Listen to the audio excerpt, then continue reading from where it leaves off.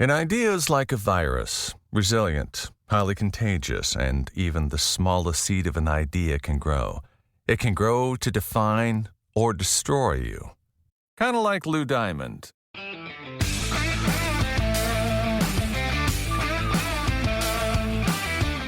It's time to take an inside look at those that are taking their lives, their businesses, and their passions to the next level.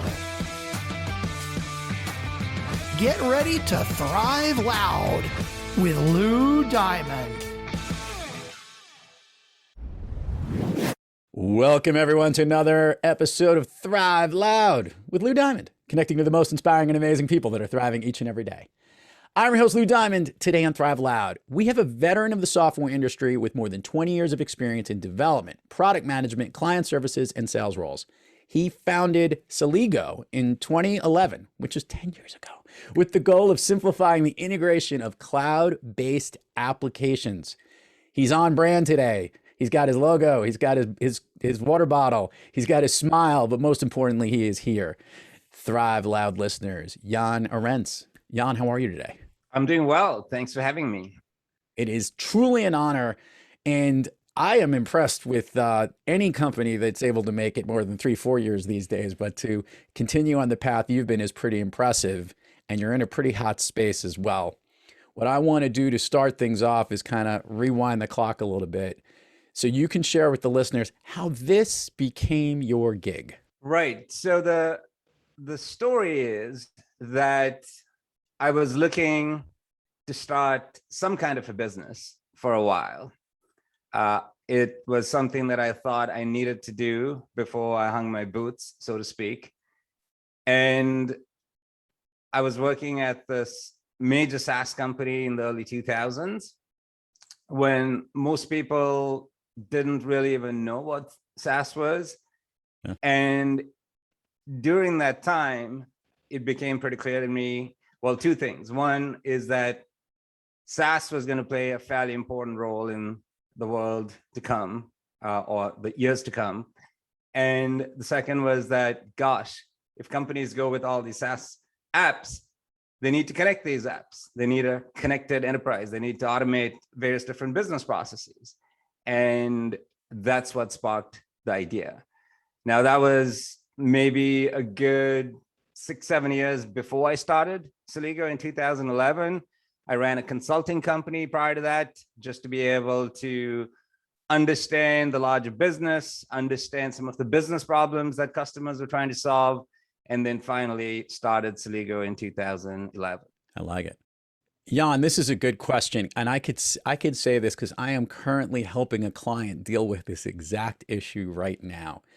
It is not easy to integrate and piece together all these incredible system solutions, HubSpot, Salesforce, you name it, all the systems, your internal CRM systems that you might use, customized applications, billing systems, invoice systems. There's so much overlap on integration and priorities within organizations.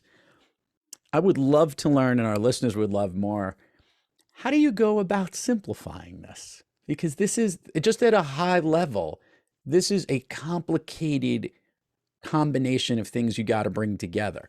What's the secret to making it simple? Right. So first off, you're absolutely right. It is not a simple thing to do. If you really think about all the apps that you might use as a typical user within a company, you mentioned a number of marketing, CRM type apps, and we know everyone touches 15, 20 apps on a daily basis. And you think about the fact that each app was built by a different vendor. There's no standard. Every marketing automation system doesn't have a standard, right? It's done by a particular vendor. Sure, they have APIs, and every vendor is going to say, well, we have APIs, so you can pull the data out and you can do just about anything that you want. So yes, it is a very complex thing to solve. And when we say we want to simplify it, what we mean is, first off, we want to make sure that anything can be connected with anything, right? And that a typical business process such as syncing a customer, an account, a lead, can be done, and that particular process can be automated, right? First, you got to make sure that it can be done. Then you got to think about, well, how can I make it easier to do, where everyone who tries to do it is going to be successful. Then you think about, how can I make it easier and reduce the time to do it? And then you got to think about, once it's been built and it's running in a production environment, the maintenance of that, how can you make that easier as well? So you got to break it down into in many different components.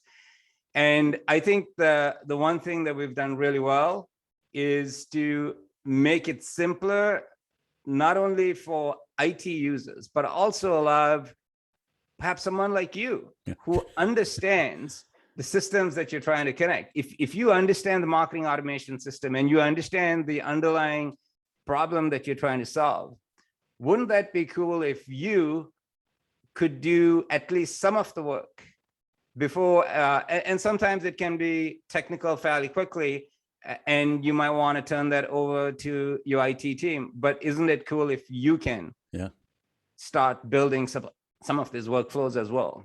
So I got two really good questions, and I'm going to love having to hear this. Obviously, most of these systems were either already there in an organization and they've been in place for a bit. And then what ends up happening, as you are all too well familiar, is that new ones get added into the mix. Obviously, when Celigo is put in and it's starting to pull systems together to make them all sync and make things easy, that's one thing. But then when other things come in, new apps, how does Celigo manage a process that is really not in their hands, which is really in the business hands of the new additions of other SaaS systems being thrown into the mix? Right. So the simple answer is, if we empower that business by ensuring that the folks using our platform know how to build these integrations, then when they add new systems, perhaps unknown to us, often unknown to us, that they've been empowered to be able to automate anything that they need, including changing existing processes that they've automated, right? Because oftentimes you're going to connect application A with B and C, and then you bring in application D, which also needs to be part of this particular business process. So I think that the best thing that we can do is not try to come in and help these customers actually do it, but teach them how to fish, empower them so that then they can go automate just about any task, business process that you can imagine in the enterprise. So now, Jan, I'm going to ask the question that I know is the fun one. All of these different SaaS systems, in theory, technically compete against each other, or might even argue that they can help integrate. I already know this from experience that they do. The teams at Salesforce wanted to link with HubSpot, and they've come up with linking areas, and that LinkedIn Sales Navigator has tools that can link into one the other. They're all saying that they can try and help in all these different areas. So at one particular point, Celigo, in a sense, could technically be a competition in a way, but meanwhile, they can't. That you're actually their biggest supporter and advocate, if you would. How do you play that within the organization, from communicating to companies that want to bring in Celigo, hey, we're going to be your best friend in this situation, and we're going to help make these things sing together? Sure. So great question, by the way. So every vendor, and just taking a step back, it's Salesforce is not going out building all these integrations. Salesforce is the big dog. Workday is the big dog. It's the other smaller SaaS companies that go deep in a particular area. They're the ones who need to connect to the larger SaaS applications, such as the Salesforce, because those larger SaaS applications own the system of record for certain business objects in the enterprise, such as the customer or the employee, so on and so forth. So just to use Salesforce as an example, any company in the larger sales and marketing space one of the first things they do is they're likely going to go build a native integration with Salesforce. And we're not trying to necessarily compete with that.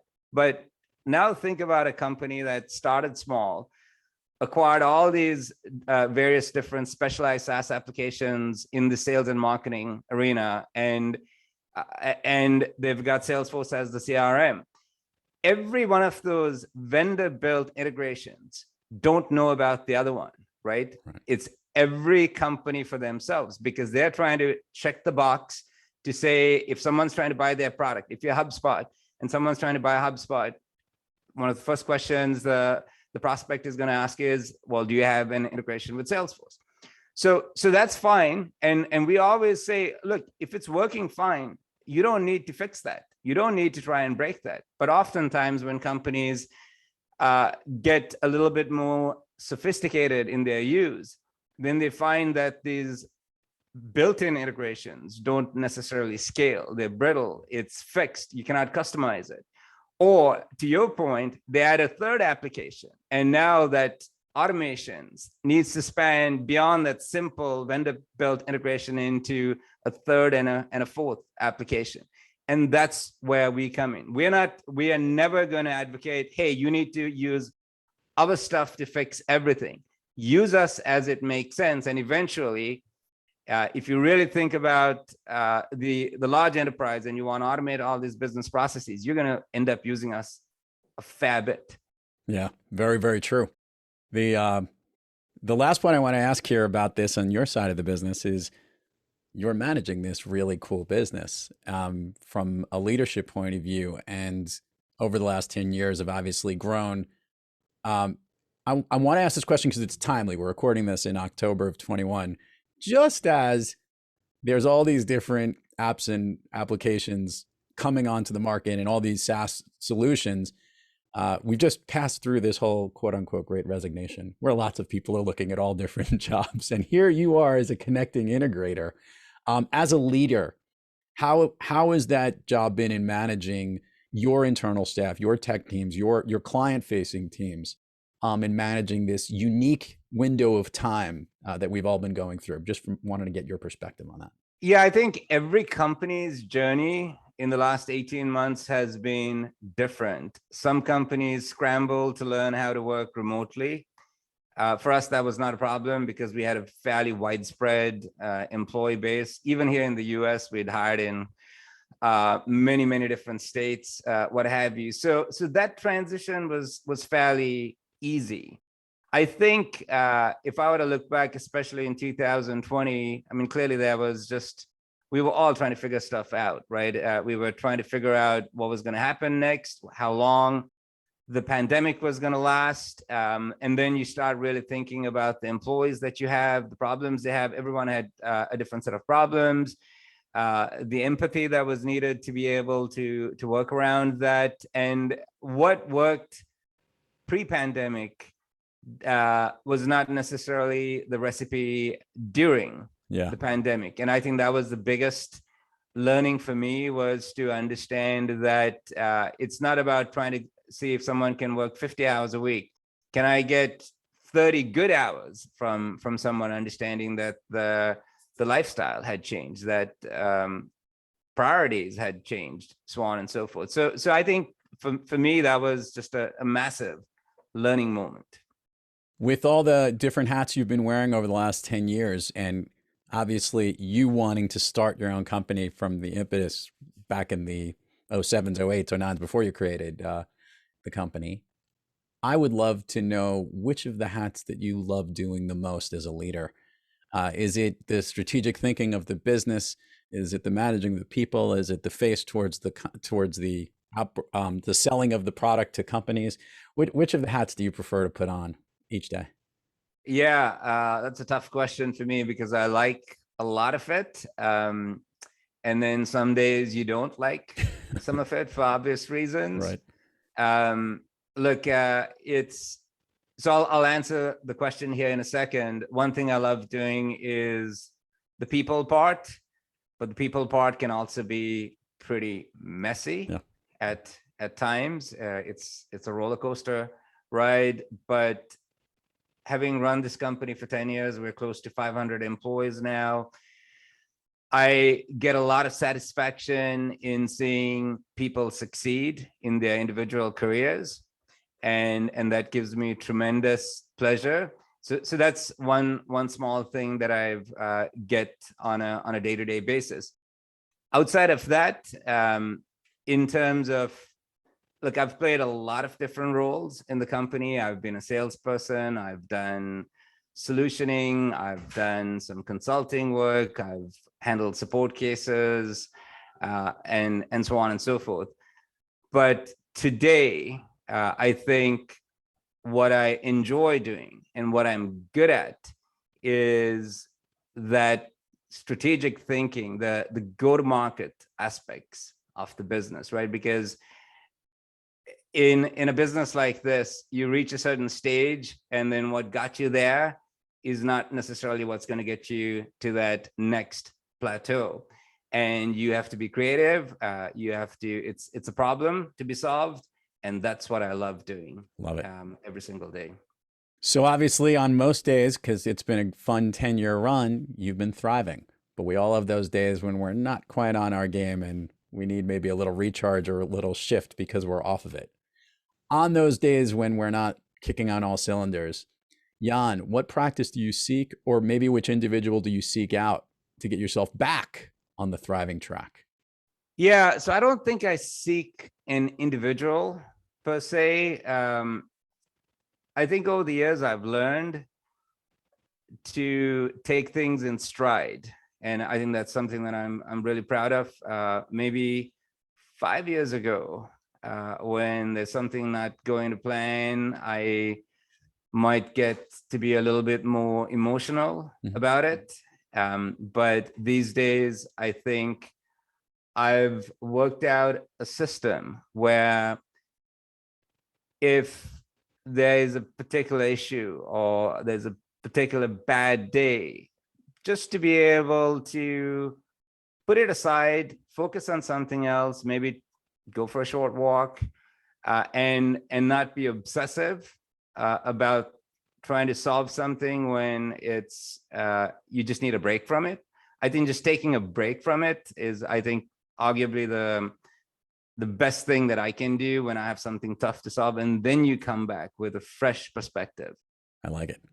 Jan, let's quickly do the admin part of the show here. Share with the listeners where people can find you and learn more about Celigo, and we will put it all in the show notes, but it always gets more engagement when they hear it from you. All right, so that should be super simple. www.celigo.com. That's where you can learn anything and everything about Celigo. Listener, that's Celigo. And for the record, it's an impressive website. I'm a big fan of really cool graphics and art. I like your site here, by the way. Just checking it out as well. And so on that point, I'm going to tell you, it's being redesigned.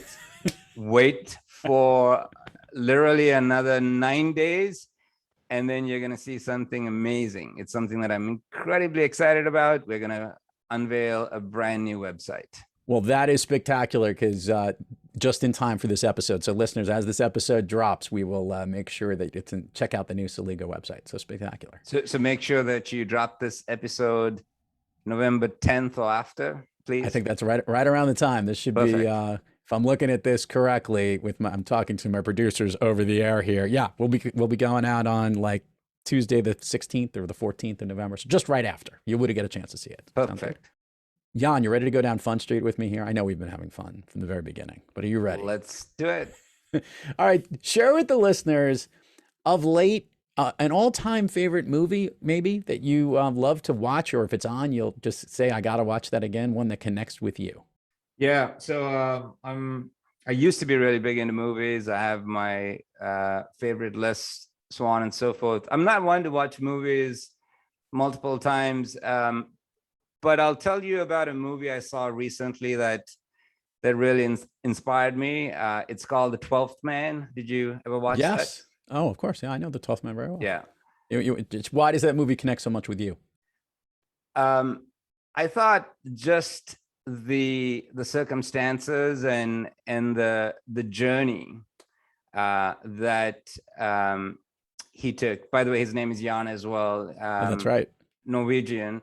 Jan Balsrud, I think is how you say it, right? You've got a much better memory than I do. So it inspired me to actually go do some research to see. I knew it was a true story, but I did a fair bit of research after, and that's a sign of a good movie. But no, it's just the human spirit, endurance, and then all the other folks who helped him escape at a personal cost. I thought that was remarkable. I just thought the movie was really well done, and it really, really inspired me. It stayed with me for weeks after. Awesome. Jan, we're going to do the speed round, and I know you're ready for it. Let me share how this goes. I'm going to ask you something, and I want the first thing that comes to your mind. And most of these things are things that lift you up, make you feel good, motivate you, basically make you thrive. And the best part is there's no wrong answers because they're your answers. Ready to go? Absolutely.